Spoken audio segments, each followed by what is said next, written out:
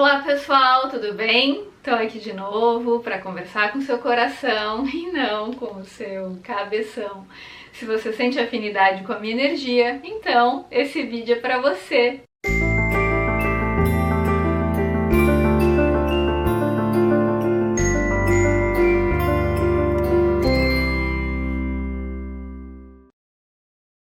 Gente, esses dias eu recebi uma mensagem no meu direct da rede vizinha de uma moça me relatando que ela é uma pessoa assim que está sempre focada no mal, nos problemas, que ela tem uma filha pequena e ela está sempre imaginando os piores cenários possíveis de coisas que podem acontecer com a filha dela e que ela é assim desde que ela se entende por gente. Ela está sempre com medo de tudo, se prevenindo do mal, se preparando para o mal, focando na sombra, focando no pior, pensando em coisas difíceis que podem acontecer, e ela me pediu algumas sugestões sobre como lidar com esse problema.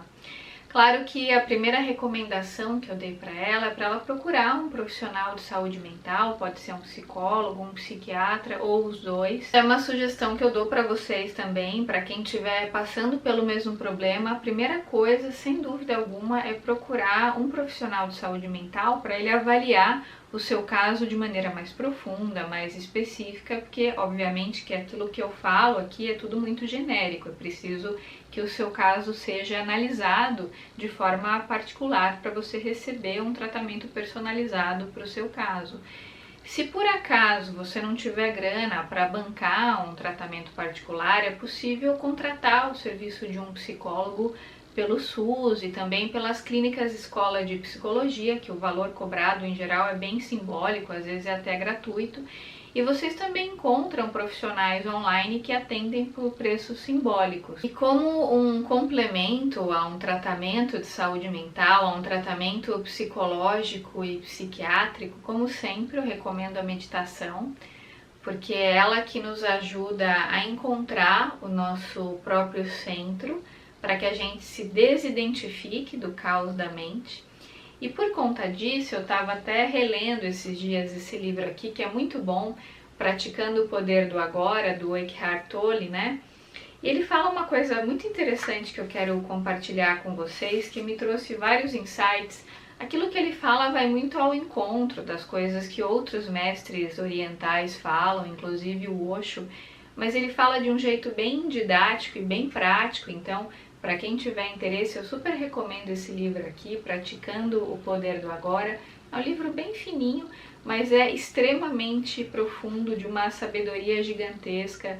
Eu acho que é um livro para a gente ter na cabeceira da cama, para ler, reler, sublinhar e para estar sempre olhando esse livro para poder consultá-lo, né? Porque as informações que ele contém são muito profundas e muito sábias.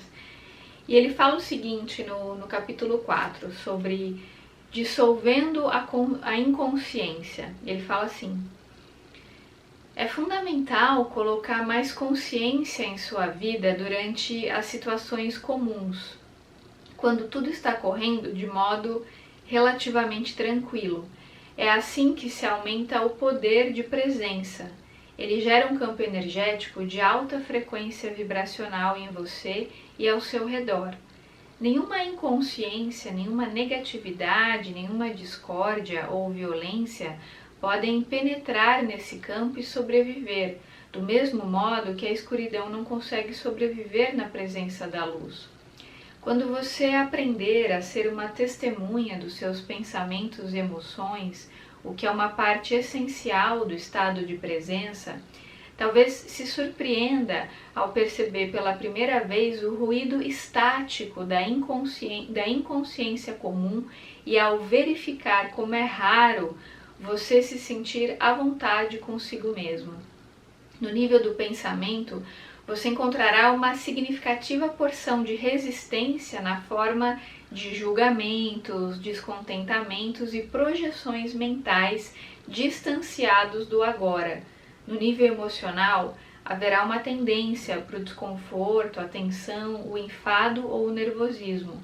Ambas são aspectos da mente em seu modo de resistência habitual. Sempre que a gente está desconfortável, que a gente está ansioso, que a gente está julgando tudo, focando no lado sombra, é porque a gente está nesse estado de resistência. É porque a mente está identificada ou com o passado ou com o futuro. Ou seja, a gente não está consciente, a gente não está no aqui e agora. Aí ele fala assim: observe as muitas maneiras pelas quais o desconforto, o descontentamento e a tensão surgem dentro de você, através de julgamentos desnecessários, resistência àquilo que é e negação do agora. Olha que importante essa frase que ele vai falar agora. Qualquer coisa inconsciente se dissolve quando a luz da consciência brilha sobre ela. Então, sempre que a gente está com medo de alguma coisa, e é aquele medo infundado, aquele medo exagerado, aquele foco desesperado no mal, na sombra, aquela angústia gigantesca, é porque a gente está inconsciente. E aí, como ele fala aqui, qualquer coisa inconsciente se dissolve quando a luz da consciência brilha sobre ela. Se soubermos como dissolver a inconsciência comum, a luz da nossa presença irá brilhar intensamente e será muito mais fácil lidarmos com a inconsciência profunda. Mas no início, talvez não seja muito fácil detectar a inconsciência comum, porque a consideramos uma coisa normal. Aí olha a dica preciosa que ele vai dar aqui. Habitue-se a monitorar o seu estado mental e emocional através da autoobservação. Então ele sugere algumas coisas que a gente deve perguntar para a gente mesmo para fazer aquilo que Jesus chamava de orai e vigiai. Então a gente tem que se perguntar: estou me sentindo à vontade nesse momento? Ou então você pode questionar: o que está acontecendo dentro de mim nesse exato momento? Aí ele sugere para a gente não responder rapidamente a essas questões, mas para direcionar a atenção para o interior. Ele fala: olhe para dentro de você. Que tipo de pensamentos a sua mente está produzindo? O que você sente? Dirija a atenção para o seu corpo. Existe alguma tensão? Quando você perceber um certo desconforto, um ruído estático ao fundo, verifique que caminhos você está usando para evitar, resistir ou negar a vida, o agora. Existem muitos caminhos pelos quais resistimos inconscientemente ao momento presente. Com a prática, o seu poder de autoobservação, de monitorar o seu estado interior, se tornará mais aguçado. Gente, esse ensinamento é extremamente profundo porque a maioria de nós, a gente não percebe isso. Mas às vezes a gente está ansioso, a gente está tenso, a gente está respirando aqui por cima, né, de uma forma ansiosa, ao invés de respirar pelo diafragma, pela barriga, de maneira mais profunda. Porque em geral a gente está com pressa, a gente está com medo que não dê tempo da gente fazer algo, aí a gente acaba falando muito rápido porque é ansioso, tem medo de ser interrompido, né? Ou então muitas vezes a gente está fazendo alguma atividade, está pensando em outra coisa e depois a gente não lembra se a gente realmente fez aquilo. Quem nunca, né? Quando saiu de casa, fica pensando: será que eu tranquei a porta? Será que eu desliguei o fogão? Será que eu desliguei o ferro de passar? Quem nunca passou por isso, né? E a gente passa por essas coisas porque muitas vezes, ao praticar esses atos do cotidiano, a gente os pratica de maneira inconsciente. A gente não está ali focado, não está presente, não está no agora. A gente faz aquilo no modo automático, pensando em outra coisa. E essa é a origem também desses medos excessivos. Normalmente, quando a gente tem medo excessivo do mal, isso vem de alguma crença que a gente absorveu no passado, principalmente por conta de histórias que a gente ouviu. Como é o caso dessa moça que tem medo, né, que algo muito grave aconteça com a filha dela. Ela lembra, para ela ter esse medo, muito provavelmente ela está se lembrando de histórias que ela já ouviu, às vezes que ela assistiu até num filme e que ficou gravado no inconsciente dela. Ela fica relembrando aquilo, ativando aquela memória, ativando aquela frequência, e por conta disso ela tem medo. E, gente, uma coisa é a gente ser prevenido, e é importante a gente se prevenir, mas é importante que essa prevenção ela seja fruto de uma consciência, não de uma anestesia da realidade, não de um medo da realidade. Veja, é muito diferente uma pessoa guardar dinheiro de maneira consciente e ela guardar dinheiro porque ela está com medo que o pior aconteça. Porque a motivação interna das nossas ações faz toda a diferença. Como falava o Osho, a questão não é tanto o que a gente faz, mas como a gente faz. E dependendo da maneira como a gente age, se a gente age pelo medo e não pela percepção, a gente já está agindo numa frequência baixa. E a gente já está baixando, né? A gente já está diminuindo a nossa segurança energética quando a gente reage através do medo e não da percepção, da consciência, entende? Então, por isso que essa estratégia da autoobservação, da gente parar, por exemplo, você está fazendo uma comida na sua casa, você está cozinhando. Se você está com a cabeça muito viajando, pensando em outras coisas, para por alguns segundos e observa, traz consciência para aquele momento. Observa aquilo que você está fazendo. Sai do modo zumbi, do modo automático. Sempre que você para tudo e se auto-observa, né? Obviamente, se você estiver dirigindo, você não vai poder parar de dirigir num momento específico. Mas quando você está fazendo uma ação que depende da continuidade da ação, como é o caso de dirigir, no momento que você não pode parar, ainda assim, você pode se auto-observar, trazer consciência para aquele momento, sair do automático. Então, você está lá cozinhando a sua comida na sua casa, observa, para, olha como você está fazendo aquilo. Se auto-observa, traz presença para aquele momento. Quando você está com muito medo que algo aconteça com uma pessoa que você ama, muitas vezes a gente é dominado por esse medo, por pensamentos obsessivos, negativos, e a gente não sabe muito como lidar. Não adianta a gente tentar conter esses pensamentos, porque não adianta a gente tentar evitar um pensamento, porque lutar contra um pensamento é a melhor forma de mantê-lo. A questão não é lutar contra o pensamento, mas é trazer consciência, né?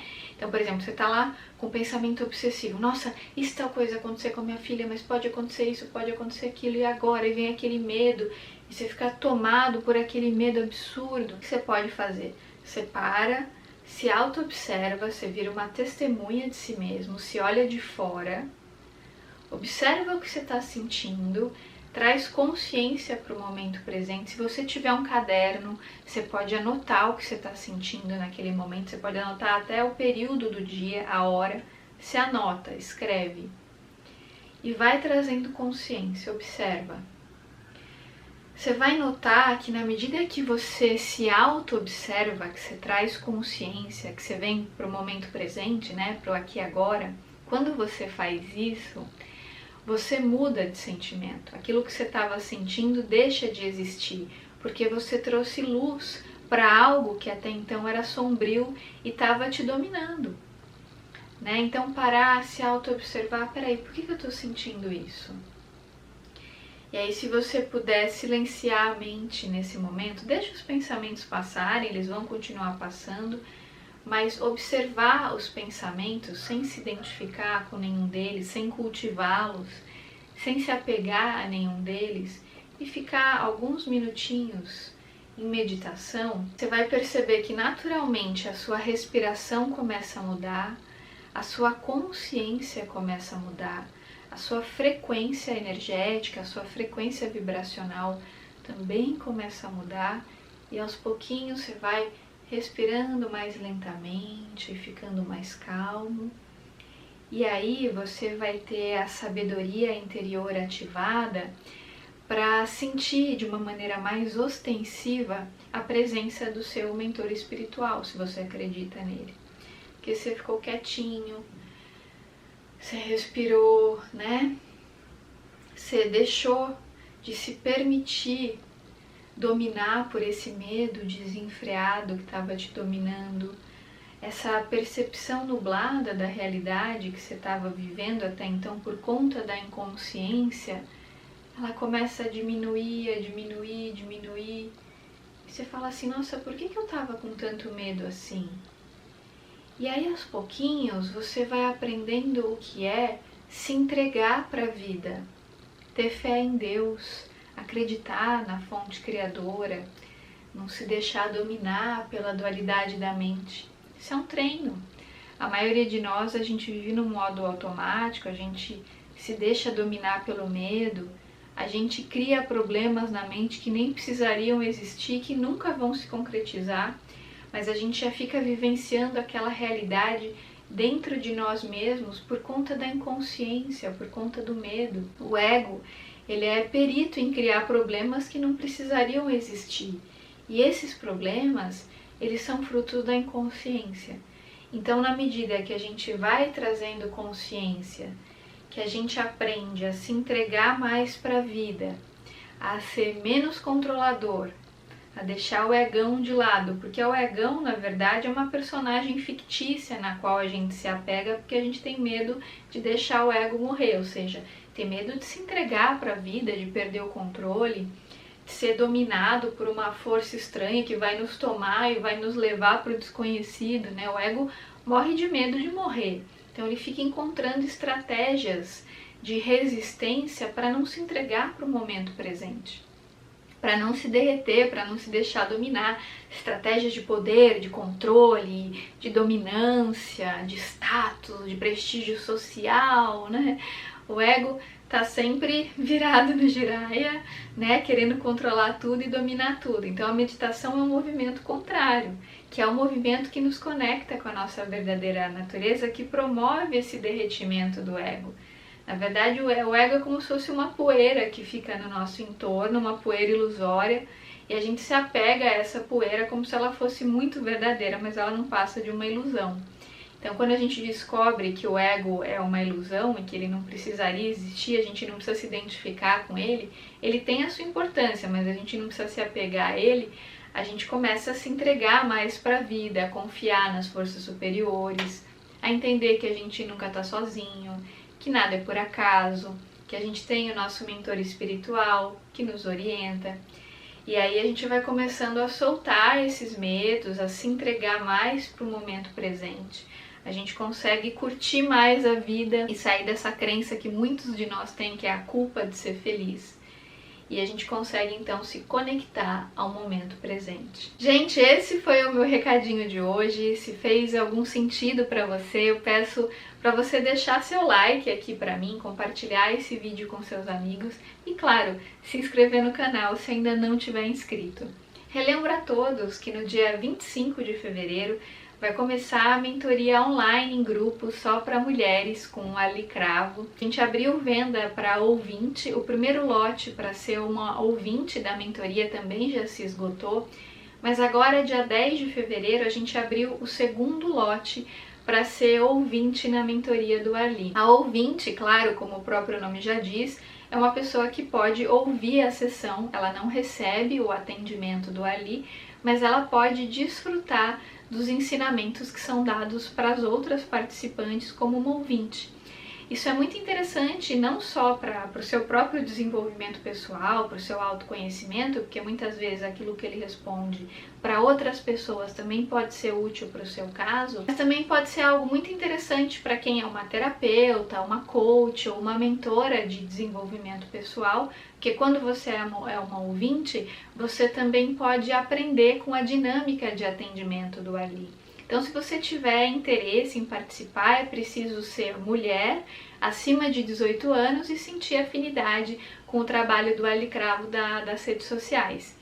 Então, é só você clicar aqui no link que está na descrição do vídeo, aqui embaixo, no box de informações, tem um link para você clicar, que é o segundo lote para você ser ouvinte da mentoria online em grupo com Ali Cravo, que começa dia 25 de fevereiro. É uma mentoria que se inicia dia 25 de fevereiro, termina dia 17 de março, são 4 sessões, 4 domingos seguidos, das 18 às 23 horas.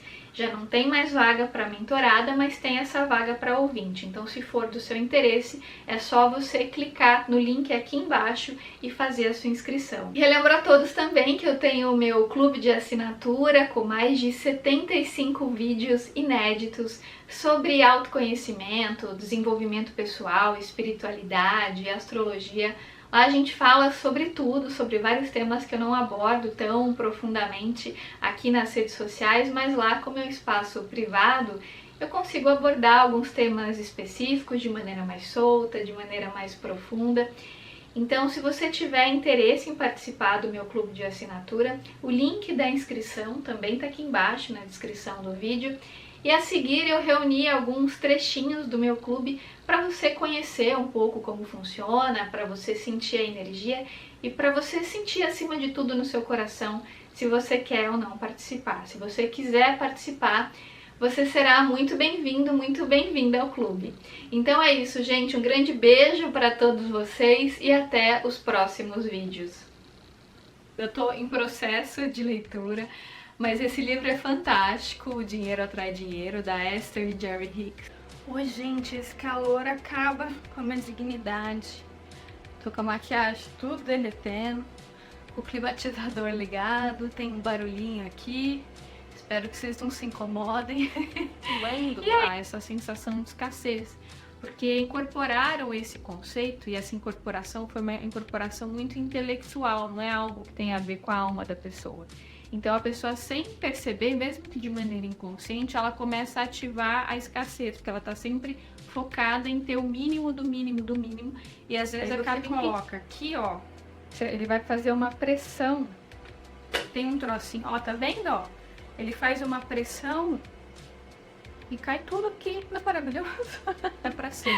Porque como ela foi alertada de que era uma possibilidade, era algo que poderia acontecer, mas não era uma certeza, essa pessoa pode se preparar.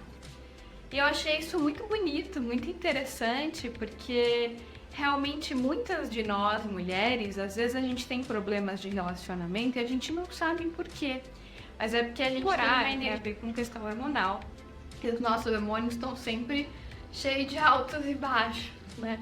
Às vezes a gente acorda achando que aquele é o melhor dia da nossa vida, a gente acorda super grata pela vida, nossa, que vida maravilhosa, abençoada. Tem dia que a gente já acorda virada no giraia, tá sonolenta, que tá dormindo. Quando ela vai falar do Osho, ela só fala dos carros que ele tinha, e ela ignora toda a obra, né? Vou preparar aqui meu chazinho de mirtilo para conversar com vocês hoje.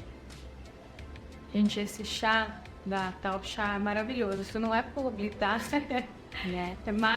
E aí eu tava sentindo o clima, sentindo o inconsciente coletivo. E eu, não por acaso, tive um sonho. E a gente acessa a nossa feminilidade, a gente vai equilibrando essa polaridade de energia feminina e masculina. Cai tudo aqui, não é maravilhoso? Eu descobri isso recentemente, eu tô encantada.